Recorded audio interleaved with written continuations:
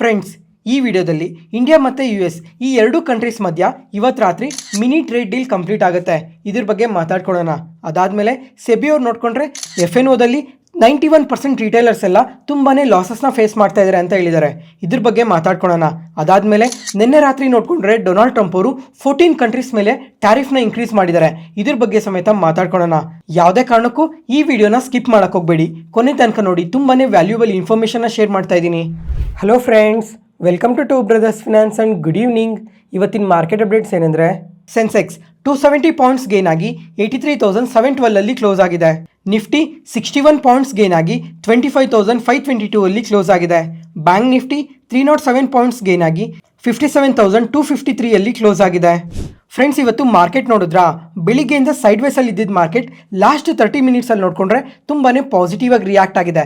ಅಂದರೆ ಇವತ್ತು ಪ್ರತಿಯೊಂದು ಇಂಡಿಸಿಸ್ ನೋಡಿಕೊಂಡ್ರು ಗ್ರೀನಲ್ಲೇ ಕ್ಲೋಸ್ ಆಗಿದೆ.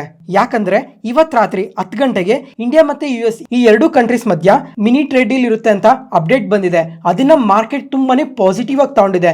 ಅದರಿಂದನೇ ಈ ತರ ಪಾಸಿಟಿವ್ ಆಗಿ ರಿಯಾಕ್ಟ್ ಆಗಿರೋದು. ಮತ್ತೆ ಈ ಮಿನಿ ಟ್ರೇಡ್ ಡೀಲ್ ಅಲ್ಲಿ ಸ್ಟೀಲ್ ಮತ್ತೆ ಅಲ್ಯೂಮಿನಿಯಂ ಮೇಲೆ, ಅದಾದ್ಮೇಲೆ ಈ ಟೆಕ್ಸ್ಟೈಲ್ಸ್ ಮೇಲೆ ಸ್ವಲ್ಪ ಟ್ಯಾಕ್ಸಸ್ ಕಟ್ ಮಾಡೋ ಚಾನ್ಸಸ್ ಇದೆ ಅಂತ ತುಂಬಾನೇ ಫಿನಾನ್ಷಿಯಲ್ ಪ್ಲಾಟ್ಫಾರ್ಮ್ಸ್ ಅಲ್ಲಿ ಅಪ್ಡೇಟ್ ಆಗಿದೆ. ಅದರಿಂದನೇ ಇವತ್ತು ಈ ಟೆಕ್ಸ್ಟೈಲ್ ಸ್ಟಾಕ್ಸ್ ನೋಡಿದ್ರ ತುಂಬಾನೇ ಪಾಸಿಟಿವ್ ಆಗಿ ರಿಯಾಕ್ಟ್ ಆಗಿದೆ. ಬರೀ ಇದೊಂದು ಕಾರಣ ಅಂತಾನೆ ಅಲ್ಲ, ಇನ್ನೊಂದು ಕಾರಣ ಕೂಡ ಇದೆ. ಅದನ್ನ ಮುಂದೆ ಎಕ್ಸ್ಪ್ಲೈನ್ ಮಾಡ್ತೀನಿ.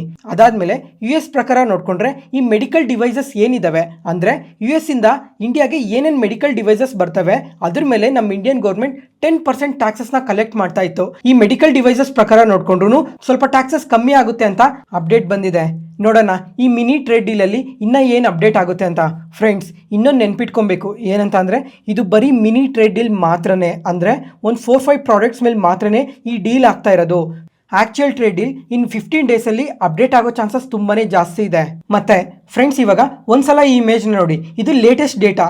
ಇವಾಗ ಇಂಡಿಯಾಯಿಂದ ನಾವು US ಗೆ ಎಷ್ಟು ಎಕ್ಸ್ಪೋರ್ಟ್ ಮಾಡ್ತಾ ಇದೀವಿ ಅಂತ ನೋಡ್ಕೊಂಡ್ರೆ $91.2 ಬಿಲಿಯನ್ ವರ್ತ್ ಆಫ್ ಪ್ರಾಡಕ್ಟ್ಸ್ ನ ಪ್ರತಿ ವರ್ಷ ನಾವು ಎಕ್ಸ್ಪೋರ್ಟ್ ಮಾಡ್ತಾ ಇದೀವಿ.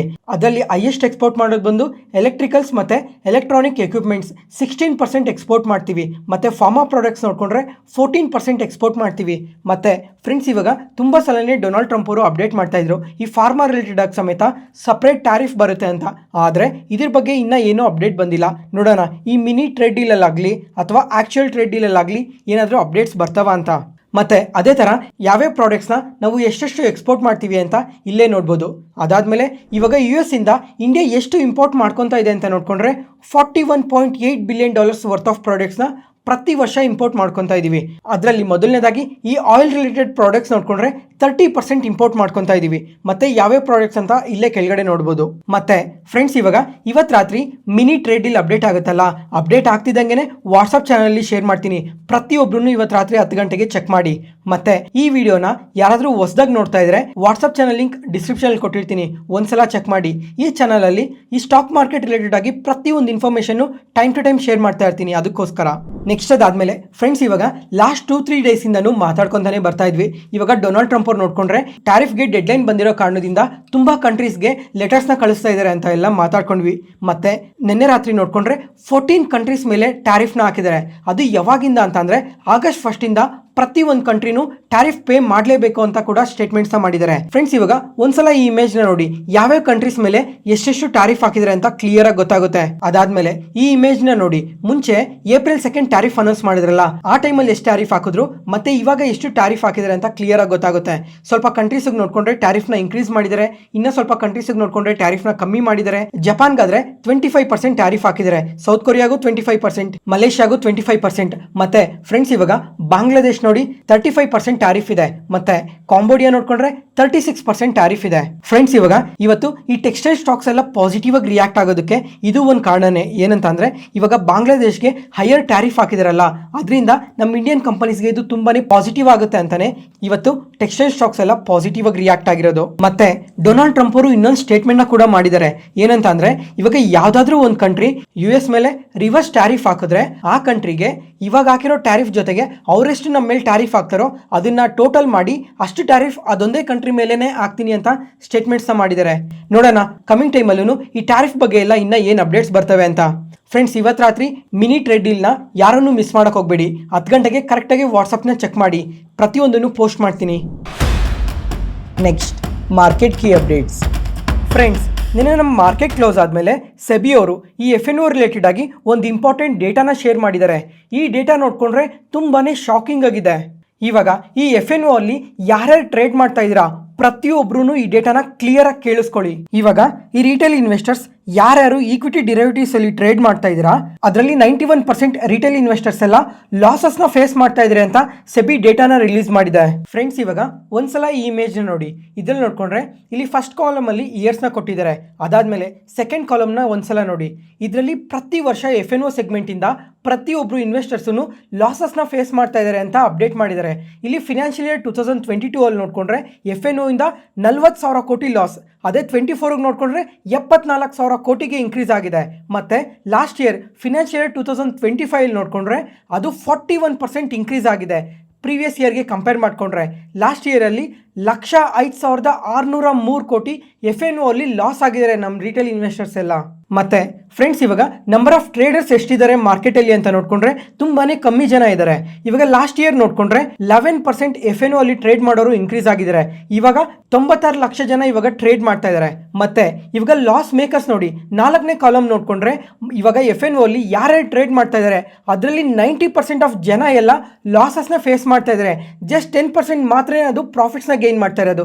ಅದು ಎಷ್ಟು ಪರ್ಸೆಂಟ್ ಅಲ್ಲಿ ಗೈನ್ ಮಾಡ್ತಾ ಇದ್ದಾರೆ ಅಂತ ಅವ್ರಿಗೇನೆ ಗೊತ್ತಿರಬೇಕು. ಇವಾಗ FNO ಅಲ್ಲಿ ಯಾರ್ಯಾರು ಪ್ರಾಫಿಟ್ ಅಲ್ಲಿ ಇರ್ತಾರೆ ಅಂತ ನೋಡ್ಕೊಂಡ್ರೆ ಬಿಗ್ ಇನ್ಸ್ಟಿಟ್ಯೂಷನಲ್ ಪ್ಲೇಯರ್ಸ್ ಎಲ್ಲ ಯಾರು ಇರ್ತಾರೆ ಅವ್ರು ಮಾತ್ರನೇ ಇದರಲ್ಲಿ ಪ್ರಾಫಿಟ್ಸ್ ನ ಗೈನ್ ಮಾಡ್ತಾ ಇರೋದು. ಅಥವಾ ಇನ್ನ ಯಾರಾದ್ರೂ ಎಕ್ಸ್ಪೀರಿಯನ್ಸ್ ಟ್ರೇಡರ್ಸ್ ಇರ್ತಾರಲ್ವಾ, 5 years ಇಂದ ಮಾರ್ಕೆಟ್ ಅಲ್ಲಿ ಇರೋರು ಅಥವಾ 10 years ಇಂದ ಮಾರ್ಕೆಟ್ ಅಲ್ಲಿ ಇರೋರು, ಅವ್ರು ಮಾತ್ರನೇ ಕಂಟಿನ್ಯೂಸ್ ಆಗಿ ಮಾರ್ಕೆಟ್ ಅಲ್ಲಿ ಸಸ್ಟೈನ್ ಆಗ್ತಾ ಇರೋದು, ಜೊತೆಗೆ ಪ್ರಾಫಿಟ್ಸ್ ನ ಗೈನ್ ಮಾಡ್ತಾ ಇರೋದು. ಇನ್ನು ಮಿಕ್ಕಿರೋ ಟ್ರೇಡರ್ಸ್ ಯಾರ್ಯಾರು ಇದ್ದಾರೆ ಅವರೆಲ್ಲ ಲಾಸಸ್ ನ ಫೇಸ್ ಮಾಡ್ತಾ ಇದ್ದಾರೆ ಅಂತ ಸೆಬಿ ಅಪ್ಡೇಟ್ ಮಾಡಿದೆ.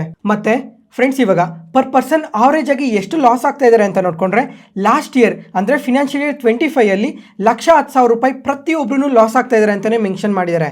ಮತ್ತು ಫಿನಾನ್ಷಿಯಲ್ ಇಯರ್ 2025 ಅಲ್ಲಿ ಟೋಟಲ್ ಲಾಸ್ ಎಷ್ಟಿದೆ ಅಂತ ನೋಡ್ಕೊಂಡ್ರೆ 1,05,603 ಕೋಟಿ ಲಾಸ್ ಆಗಿದ್ದಾರೆ ಪ್ರತಿಯೊಬ್ಬರು. ಇಯರ್ ಆನ್ ಇಯರ್ ಅಲ್ಲಿ 41% ಇನ್ಕ್ರೀಸ್ ಆಗಿದೆ ಲಾಸಸ್ ಅನ್ನೋದು ಅಂತ ಸೆಬಿ ಮೆನ್ಷನ್ ಮಾಡಿದೆ.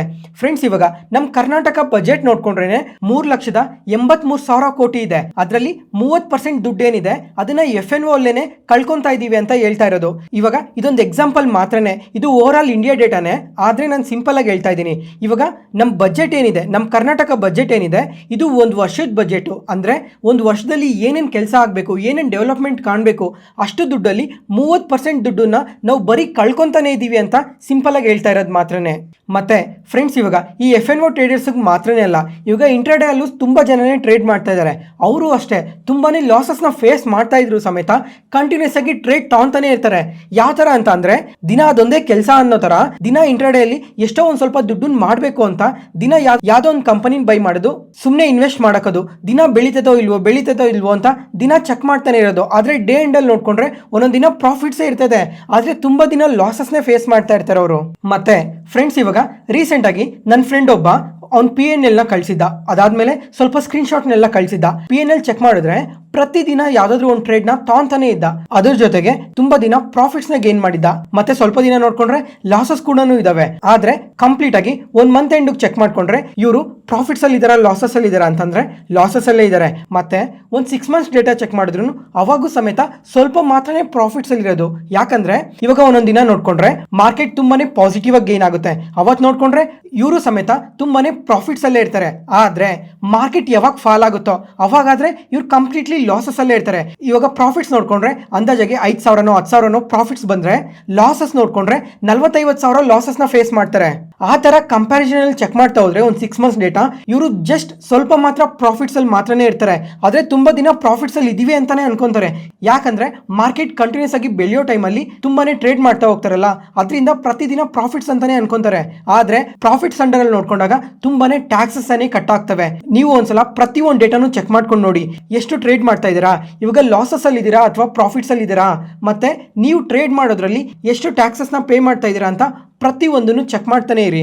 ಮತ್ತೆ ಫ್ರೆಂಡ್ಸ್, ಇವಾಗ ಒಂದ್ಸಲ ಕಮೆಂಟ್ ಸೆಷನ್ ಅಲ್ಲಿ ಕಮೆಂಟ್ ಮಾಡಿ, ಲಾಸ್ಟ್ 3 months ಅಲ್ಲಿ ಆಗಲಿ ಅಥವಾ ಲಾಸ್ಟ್ 1 year ಅಲ್ಲಿ, ಅಂದ್ರೆ ಫಿನಾನ್ಷಿಯಲ್ ಇಯರ್ 2025 ಅಲ್ಲಿ April 1st 2024 ಇಂದ March 31st 2025ವರೆಗೂ ನೀವು ಒಂದ್ಸಲ ಡೇಟಾನ ಚೆಕ್ ಮಾಡ್ಕೊಳ್ಳಿ.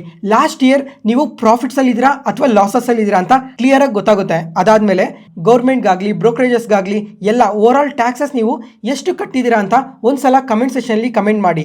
ಮತ್ತೆ ಲಾಸ್ಟ್ 1 ಇಯರಲ್ಲಿ ನೀವು ಯಾರಾದರೂ ಪ್ರಾಫಿಟ್ಸಲ್ಲಿದ್ದರೆ ನಾವು ಪ್ರಾಫಿಟ್ಸಲ್ಲೇ ಇದ್ದೀವಿ ಅಂತ ಕಮೆಂಟ್ ಸೆಷನಲ್ಲಿ ದಯವಿಟ್ಟು ಕಮೆಂಟ್ ಮಾಡಿ. ಪ್ರತಿಯೊಬ್ಬರು ಇನ್ವೆಸ್ಟರ್ನು ಎಷ್ಟು ಜನ ಪ್ರಾಫಿಟ್ಸಲ್ಲಿ ಇರ್ತಾರೆ, ಎಷ್ಟು ಜನ ಲಾಸಸ್ಸಲ್ಲಿ ಇರ್ತಾರೆ ಅಂತ ಪ್ರತಿಯೊಬ್ಬರಿಗೂ ಗೊತ್ತಾಗುತ್ತೆ. ಅದಾದಮೇಲೆ ನಾನು ತುಂಬ ಸಲನೇ ಹೇಳ್ತಾ ಇದ್ದೆ, ಯಾರೇ ಆಗಲಿ ಮಾರ್ಕೆಟಲ್ಲಿ ಬಿಗಿನರ್ ಆಗಲಿ ಎಕ್ಸ್ಪರ್ಟ್ಸ್ ಆಗಲಿ ಪ್ರತಿಯೊಬ್ಬರೂ ಮ್ಯೂಚುವಲ್ ಫಂಡ್ಸಲ್ಲಿ ಇನ್ವೆಸ್ಟ್ ಮಾಡಿ ಅಂತ ತುಂಬ ಸಲನೇ ಮಾತಾಡಿದ್ದೆ. ಇವಾಗ ಮ್ಯೂಚುವಲ್ ಫಂಡ್ಸಲ್ಲಿ ಸಿಪ್ ಮುಖಾಂತರ ಆಗಲಿ ಲಂಸಮ್ಮಲ್ಲಾಗಲಿ ಮ್ಯೂಚುವಲ್ ಫಂಡ್ಸಲ್ಲಿ ಯಾರು ಇನ್ವೆಸ್ಟ್ ಮಾಡಿದಿರಾ ಒಂದ್ಸಲ ಕಮೆಂಟ್ ಸೆಷನಲ್ಲಿ ಕಮೆಂಟ್ ಮಾಡಿ. ಮತ್ತೆ ಅದಾದಮೇಲೆ ಇವತ್ತು ಕ್ಯಾಪಿಟಲ್ ಮಾರ್ಕೆಟ್ ಸ್ಟಾಕ್ಸ್ ನೋಡಿದ್ರಾ, ರೀಸೆಂಟಾಗಿ ಲಾಸ್ಟ್ ವೀಕ್ ಸಮೇತ ಈ ಕ್ಯಾಪಿಟಲ್ ಮಾರ್ಕೆಟ್ ಸ್ಟಾಕ್ಸ್ ಎಲ್ಲ ತುಂಬಾನೇ ಕರೆಕ್ಟ್ ಆಗಿದ್ವು. ಮತ್ತೆ ಇವತ್ತು ನೋಡ್ಕೊಂಡ್ರು ಅದೇ ಥರನೇ ಕರೆಕ್ಟ್ ಆಗಿದೆ. ಈ BSE ನೋಡ್ಕೊಂಡ್ರೆ ಇವತ್ತು ಇಂಟರ್ಡೇ ಸೆಷನಲ್ಲಿ ನಿಯರ್ಲಿ 6% ಫಾಲ್ ಆಗಿದೆ. ಯಾಕಂತ ನೋಡ್ಕೊಂಡ್ರೆ ಸೆಬಿ ಅವರು ಹೊಸದಾಗಿ FNO ರಿಲೇಟೆಡ್ ಆಗಿ ಹೊಸ ಫ್ರೇಮ್ ವರ್ಕ್ನ ತಂದಿದ್ರು. ಅದ್ರಲ್ಲಿ ನೋಡ್ಕೊಂಡ್ರೆ ಈ ಇಂಡೆಕ್ಸ್ ಆಪ್ಷನ್ ಪ್ರೀಮಿಯಂ ನೋಡ್ಕೊಂಡ್ರೆ ಇಯರ್ ಆನ್ ಇಯರಲ್ಲಿ 9% ಫಾಲ್ ಆಗಿದೆ. ಮತ್ತೆ ಈಕ್ವಿಟಿ ಡಿರೈವೇಟಿವ್ ಸೆಗ್ಮೆಂಟ್ ಅಲ್ಲಿ ನೋಡ್ಕೊಂಡ್ರು ಪ್ರೀಮಿಯಂ 11% ಫಾಲ್ ಆಗಿದೆ. ಅದರಿಂದ ಈ ಕ್ಯಾಪಿಟಲ್ ಮಾರ್ಕೆಟ್ ಸ್ಟಾಕ್ಸ್ ಏನಿದಾವೆ ಈ ಕಂಪನೀಸ್ಗೆ ಮಾರ್ಕೆಟ್ ಅಲ್ಲಿ ಆಕ್ಟಿವಿಟಿ ಕಮ್ಮಿ ಆದ್ರೆ ಇವ್ರ ರೆವಿನ್ಯೂಸ್ ಮೇಲೆ ತುಂಬಾನೇ ಎಫೆಕ್ಟ್ ಆಗುತ್ತೆ. ಅದರಿಂದ ಆಕ್ಟಿವಿಟಿ ಕಮ್ಮಿ ಆಗಿದೆ ಅನ್ನೋ ಕಾರಣದಿಂದನೇ ಈ ಕಂಪನೀಸ್ ಅಲ್ಲಿ ಸ್ವಲ್ಪ ಸೆಲ್ಲಿಂಗ್ ಪ್ರೆಷರ್ ಇನ್ಕ್ರೀಸ್ ಆಗಿರೋದು. ನೆಕ್ಸ್ಟ್ ಟೈಟಾನ್, ಈ ಕಂಪನಿ ನೋಡ್ಕೊಂಡ್ರೆ ಇಂಟರ್ಡೇ ಸೆಷನಲ್ಲಿ ನಿಯರ್ಲಿ 6% ಫಾಲ್ ಆಗಿದೆ. ಯಾಕಂದ್ರೆ ಇವರು ನೆನ್ನೆ ನಮ್ಮ ಮಾರ್ಕೆಟ್ ಕ್ಲೋಸ್ ಆದಮೇಲೆ Q1 ಬಿಸ್ನೆಸ್ ಡೇಟಾನ ಅಪ್ಡೇಟ್ ಮಾಡಿದ್ದಾರೆ. ಈ ಡೇಟಾ ಪ್ರಕಾರ ನೋಡ್ಕೊಂಡ್ರೆ ಇವರು ಮೈನ್ ಆಗಿ 3 ಸೆಗ್ಮೆಂಟ್ಸ್ ಅಲ್ಲಿ ವರ್ಕ್ ಮಾಡ್ತಾರಲ್ಲ, ಅದರಲ್ಲಿ ಒಂದು ಜ್ಯುವೆಲರಿ ಸೆಗ್ಮೆಂಟ್. ಈ ಸೆಗ್ಮೆಂಟ್ ಇಂದಾನೆ ಇವ್ರಿಗೆ 85% ರೆವಿನ್ಯೂಸ್ ಎಲ್ಲ ಜನರೇಟ್ ಆಗೋದು. ಆದ್ರೆ ಈ ಸೆಗ್ಮೆಂಟ್ ಅಲ್ಲಿ ನೋಡ್ಕೊಂಡ್ರೆ ಸಿಂಗಲ್ ಡಿಜಿಟ್ ಗ್ರೋತ್ ಇದೆ ಅಂತ ಅಪ್ಡೇಟ್ ಮಾಡಿದ್ದಾರೆ. ಅದರಿಂದನೇ ಇವತ್ತು ಇಂಟರ್ಡೇ ಸೆಷನಲ್ಲಿ ಈ ತರ ನೆಗೆಟಿವ್ ಆಗಿ ರಿಯಾಕ್ಟ್ ಆಗಿರೋದು. ಮತ್ತೆ ಈ ಐವೇರ್ ಬಿಸ್ನೆಸ್ ಅಲ್ಲಿ ನೋಡ್ಕೊಂಡ್ರೆ ಸ್ಟ್ರಾಂಗ್ ಪರ್ಫಾರ್ಮೆನ್ಸ್ ಇದೆ. ಮತ್ತೆ ವಾಚ್ ಸೆಗ್ಮೆಂಟ್ ಅಲ್ಲಿ ನೋಡ್ಕೊಂಡ್ರು ಓವರ್ ಆಲ್ ಮಿಕ್ಸ್ಡ್ ಇದೆ ಅಂತ ಅಪ್ಡೇಟ್ ಮಾಡಿದ್ದಾರೆ. ನೋಡೋಣ ಈ Q1 ಅಲ್ಲಿ ಯಾವ ತರ ರಿಸಲ್ಟ್ಸ್ ನ ಪೋಸ್ಟ್ ಮಾಡ್ತಾರೆ ಅಂತ.